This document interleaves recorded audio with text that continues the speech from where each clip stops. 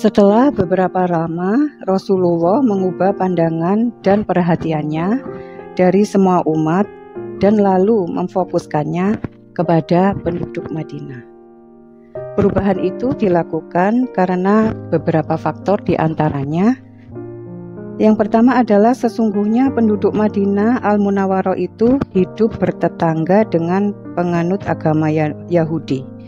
Sedangkan agama Yahudi adalah agama langit, sehingga dapat dipastikan bahwa mereka memiliki pemikiran yang terbuka akibat pengaruh tetangga yang menjadikan mereka lebih terbuka dibanding kaum lain dalam menerima seruan kepada Islam.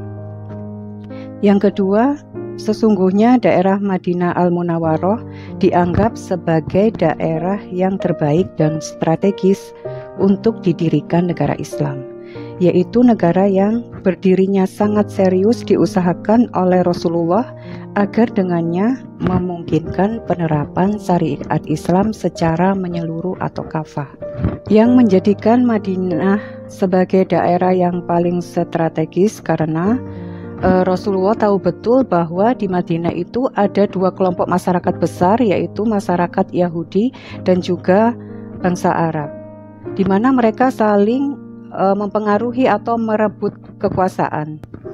Sehingga apabila Rasulullah berhasil menarik salah satu dari dua kelompok itu pada pihaknya dan setuju dengan ideologi yang diembannya, maka memungkinkan bagi Rasulullah untuk mengendalikan sebagian besar persoalan. Rasulullah telah membuat penilaian bahwa bangsa Arab yang lebih memungkinkan ditarik ke pihaknya daripada kaum Yahudi, sebab bangsa Arab sangat membenci kaum Yahudi yang merupakan Bani Israel. Karena kaum Yahudi sangat dibenci bangsa Arab, maka tidak mungkin kaum Yahudi mau bergabung di bawah bendera yang dipimpin salah seorang di antara bangsa Arab. Untuk itu, ketika beliau mendengar berita bahwa sekelompok penduduk Madinah, yaitu suku Khazraj, akan pergi ke Aqabah, maka beliau tidak menyia-nyiakan kesempatan tersebut. Beliau segera pergi menemui mereka dan menawarkan Islam kepada mereka. Sedikitpun Rasulullah tidak menyebutkan tentang permintaan perlindungan, sebab beliau menilai bahwa dengan meminta perlindungan akan menjadi batu penghalang antara mereka dengan Islam.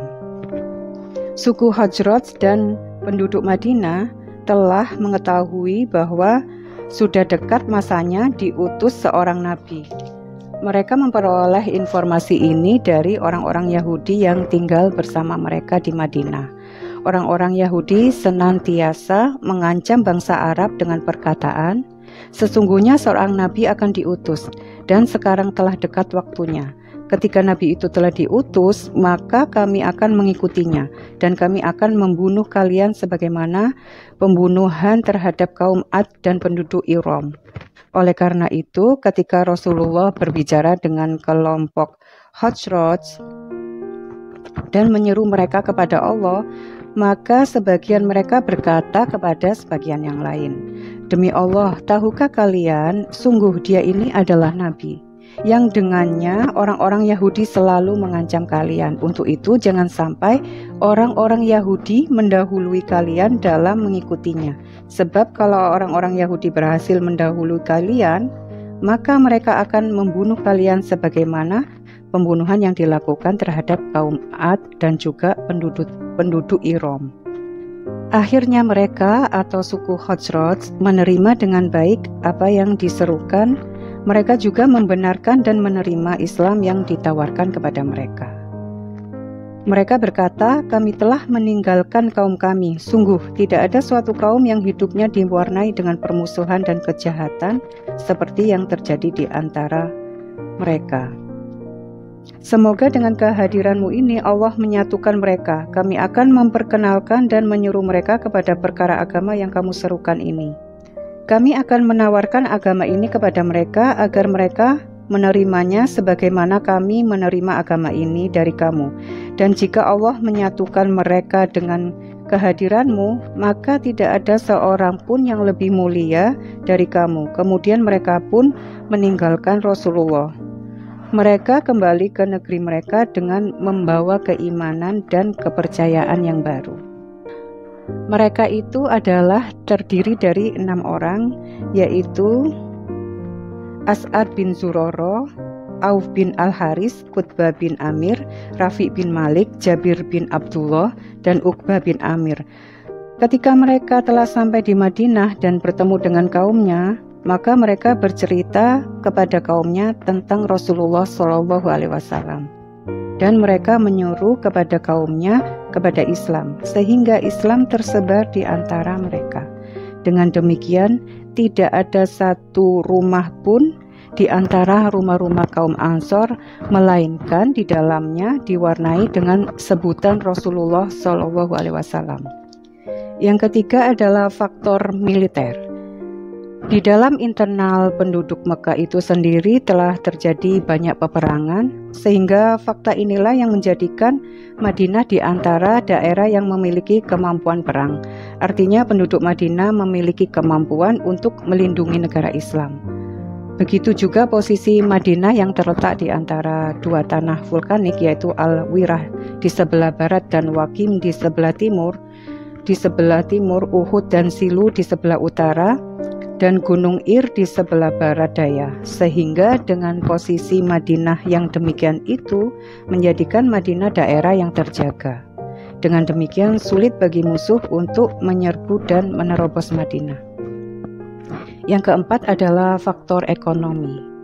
Madinah adalah negeri pertanian yang sangat kaya raya dengan sumber daya alam, sehingga penduduk Madinah akan mampu memenuhi kebutuhannya sendiri hingga semaksimal mungkin. Dengan demikian, Madinah akan mampu melawan pemboikotan, sehingga suatu saat terjadi pemboikotan, Madinah akan mampu menjamin ketersediaan sumber-sumber keuangan yang cukup untuk keperluan belanja negara Islam.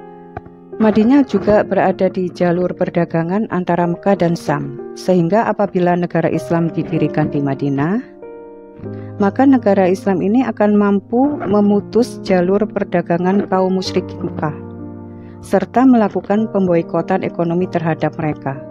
Dengan memutuskan jalur perdagangan kaum Quraisy ke Syam, maka akan berdampak juga putusnya jalur perdagangan ke Yaman, sebab para pedagang Quraisy menjual komoditas dari Yaman ke Syam dan sebaliknya, sehingga apabila salah satu dari dua jalur perdagangan Syam dan Yaman berhenti, maka akan berakibat terhentinya atau rusaknya jalur perdagangan mereka di daerah yang lain.